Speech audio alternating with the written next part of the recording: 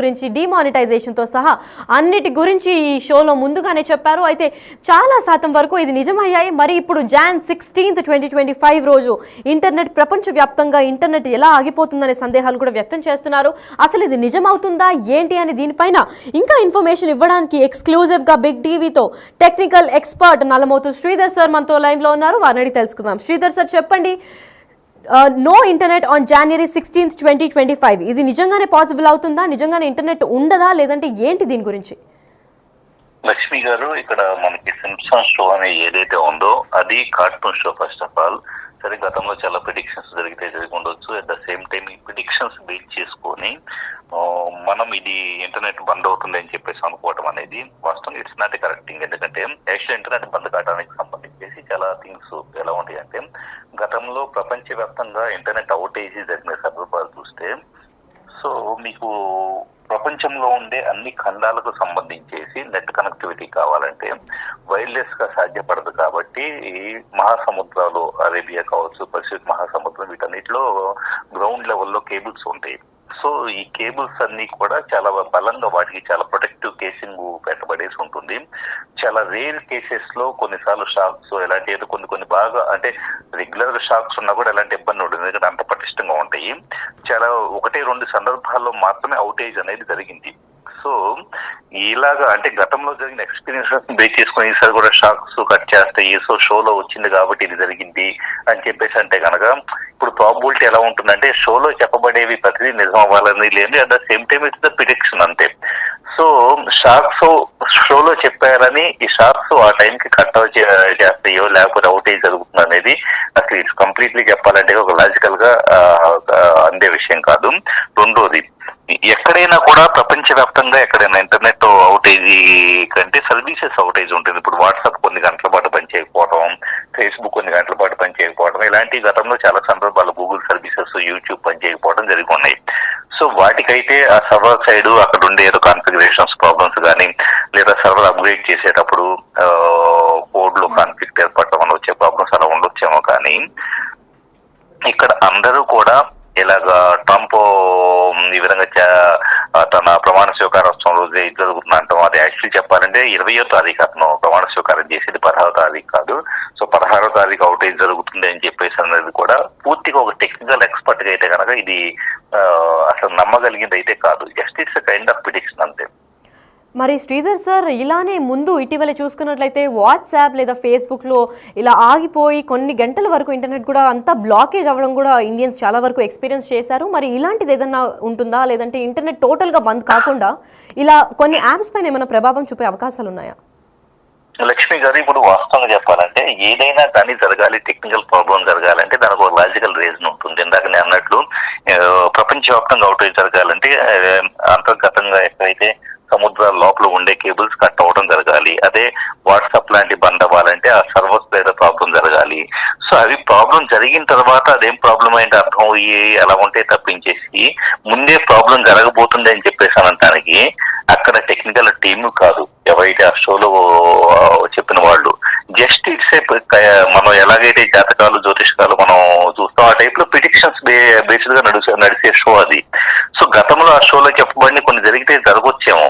ఈ పర్టికులర్ డేనా, ఈ particular internet మొత్తం ప్రపంచవ్యాప్తంగా పోతుంది అని చెప్పడానికి ఒక లాజికల్ రీజనింగ్ అయితే ఉండాలి కదా.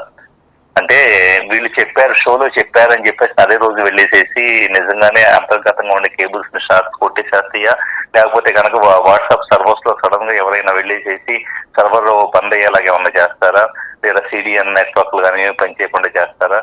ఇదంతా కూడా ఇట్స్ కైండ్ ఆఫ్ అంటే మనం ఏంటంటే ఏదన్నా నిజంగా అవుటేజ్ అయితే కనుక దాని గురించి ఓకే, ఎందుకు అవుటేజ్ అయింది, ఏమైనా హ్యాకర్స్ ఎంటర్ అయ్యి ఉన్నారా ఆ నెట్వర్క్ లోకి, లేదా వాట్సాప్ సర్వర్స్ హ్యాక్ అయినాయా, ఫేస్బుక్ మన గూగుల్ సర్వర్స్ హ్యాక్ అయినాయా, ఇలాగ ఆలోచిస్తున్న ఒక అర్థం ఉంటుంది. కానీ సహజంగా అది ఒక షో, ఒక పర్టికులర్ కార్టూన్ షో.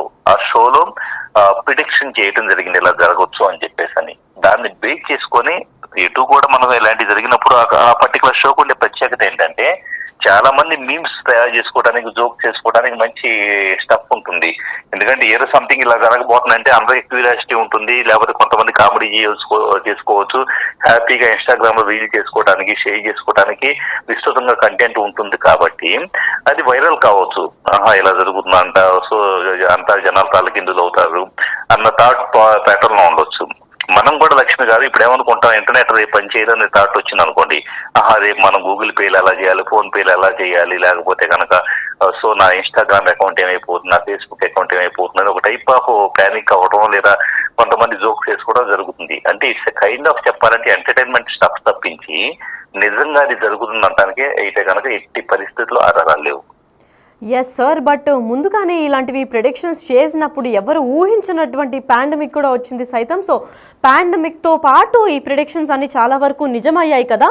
సో ఇలాంటి నిజమైనప్పుడు ఇంటర్నెట్ గురించి కూడా చాలా మంది నమ్మే ప్రయత్నం చేస్తుంటారు. ఒకవేళ నిజమైతే మీరు టెక్నికల్ ఎక్స్పర్ట్ మీరు అన్నట్టు నమ్మే ప్రయత్నం చేస్తే అదే జరిగింది అనుకోండి, so you should have backup. అంటే బ్యాకప్ అంటే కనుక నా ఉద్దేశం ఇంపార్టెంట్ యాక్టివిటీస్ ఏమైనా ఉంటే ఈ రోజే చేసుకోండి. అంత స్పెసిఫిక్ గా దాని పట్ల నమ్మకం ఉంటే, సో ఏదైనా మన యాజ్ ఏ హ్యూమన్ బీయింగ్ గా ఇప్పుడు నేను ఈ రోజు ఏదో సంథింగ్ కొన్ని ఇంపార్టెంట్ వర్క్స్ ఈ రోజే పూర్తి చేసుకుంటాను. కంపెనీస్ లాంటివి, కార్పొరేట్స్ లాంటివి ప్రపంచవ్యాప్తంగా పెద్ద అయితే ఏవి చేయలేదు. ఒకసారి నెట్వర్క్ అంతా ఆగిపోతే కనుక ఎయిర్లైన్ సర్వీసెస్, ఇప్పుడు airline services, air control room కానీ ఇలాంటివంతా కూడా పూర్తిగా సిగ్నల్స్ రావడం కానీ ఇదంతా ఇంటర్నెట్ ద్వారా బేస్ చేసుకుని ఉంటాయి. ఈ ఫ్లైట్ ఇప్పుడు ఎక్కడ ఉంది, దాని యొక్క లాంగిట్యూడ్, లాటిట్యూడ్ ఇలాంటివంతా కూడా.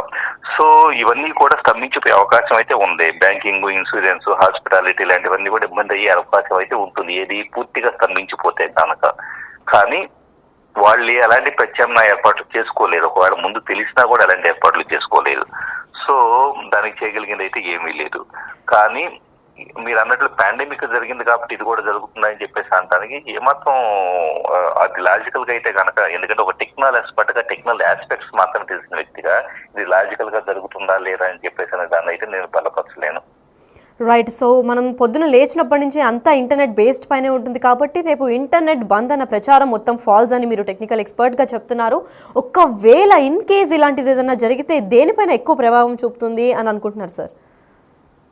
పూర్తిగా చెప్పాలంటే కనుక ఎయిర్ ట్రాఫిక్ మీద ఎక్కువ ఉంటుందండి. ప్లస్ హాస్పిటాలిటీ ఇండస్ట్రీ, ఏవైతే